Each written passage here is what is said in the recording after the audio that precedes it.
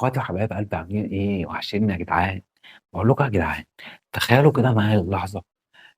لو جينا يوم القيامه مثلا، يوم القيامه واتفاجئنا كده لقينا في رصيد حسناتنا حسنات كتير قوي قوي قوي، ما نعرفش جايه منين. ايه الحسنات دي كلها؟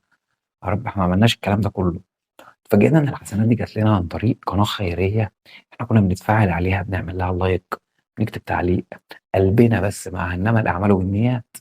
نيتك خير للشخص اللي هو صاحب القناة ده، ونيتك خير للشخص اللي هو إيه، عارض لك مثلًا الحالة بتاعته، فأنت من قلبك نِفْسك تساعده. فعلًا جمهور كتير بالاقيه في التعليقات بيبقى حابب إن هو يساعد الحالة اللي مثلًا أي شخص بيبقى عارضها عامةً.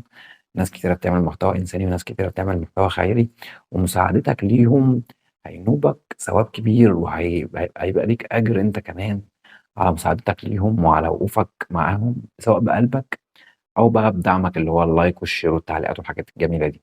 فده كله بإذن الله يعني ربنا يتقبله مننا ويجعله في ميزان حسناتنا.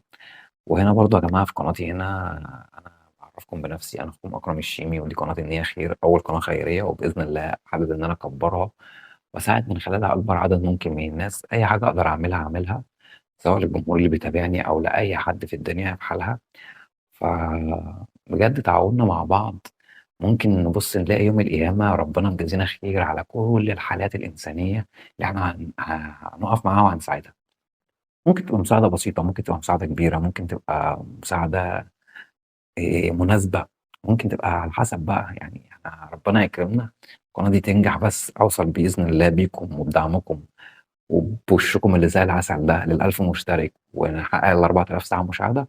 وبعد كده بقى موضوع الأرباح ده نتشارك فيه كده ونتشاور فيه مع بعض، وبإذن الله ربنا كريم. أنا عن نفسي أنا مش حابب إن أنا أتأخر عن حد في أي حاجة، وأتمنى بجد إن أنا أسعد كل الناس اللي بتتفرج عليا وتتابعني. فالفيديو ده يا جماعة حبيت إن أنا أكلمكم في موضوع الأجر والثواب ده. فعلا حطوه في دماغكم، وحطوا في دماغكم إن إحنا وقفتنا مع بعض. الرسول عليه الصلاة والسلام قال إيه؟ لا يؤمن أحدكم حتى يحب لأخيه ما يحب لنفسه. فحاجة حلوة أوي إن أنت تبقى حابب الخير للي قدّامك، للناس اللي قدّامك دي.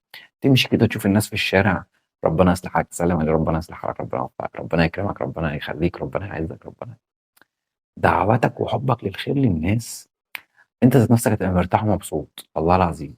تبقى ماشي مبسوط ومرتاح والدنيا جميلة معاك. تاني حاجة حابب أكلّمكم فيها يا جماعة، وهي شكرًا، شكرًا، شكرًا بجد.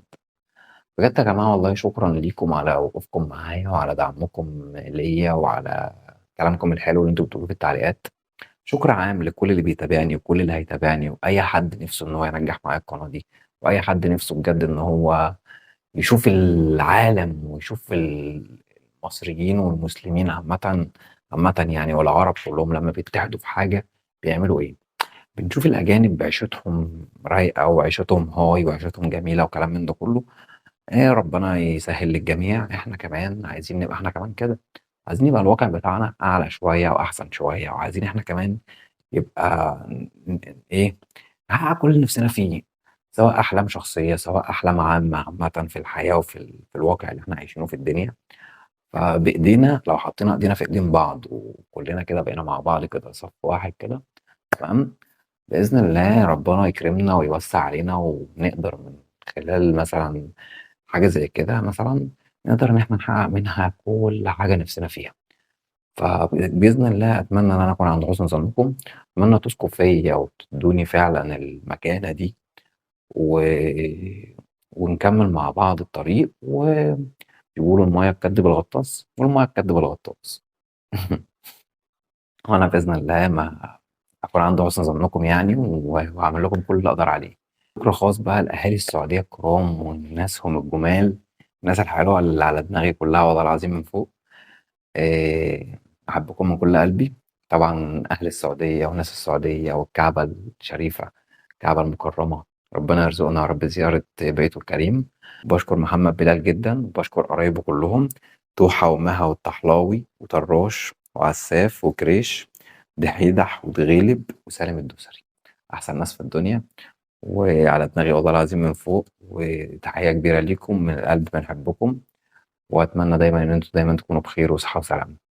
شرف ليّا وجودكم معايا ومتابعتكم ليّا، وأتمنى بجد إن أنا أكون عند حُسن ظن الجميع. بإذن الله استنوني الحلقات الجاية هنبدأ بقى يعني خلاص هانت أهي الفيديوهات الدعائية اللي أنا باعملها دي كلّها هانت. هابدأ إن أنا أعمل لكم محتوى وأتمنى بجد إن هو يعجبكم، وأتمنى بجد إن أنتم تقولوا رأيكم فيه برضه بكل صراحة يعني، بعيد عن تفاعلكم بقى إن أنا باطلب منكم تتفاعلوا معايا على القناة وكلام من ده كلّه. لأ يعني بجد قولوا رأيكم بقى في المحتوى بكل صراحة وعادي يعني أنا متقبّل، سواء لو في نقد، لو في مثلًا برضه اقتراحات، لو في أي حاجة أنا معاكم.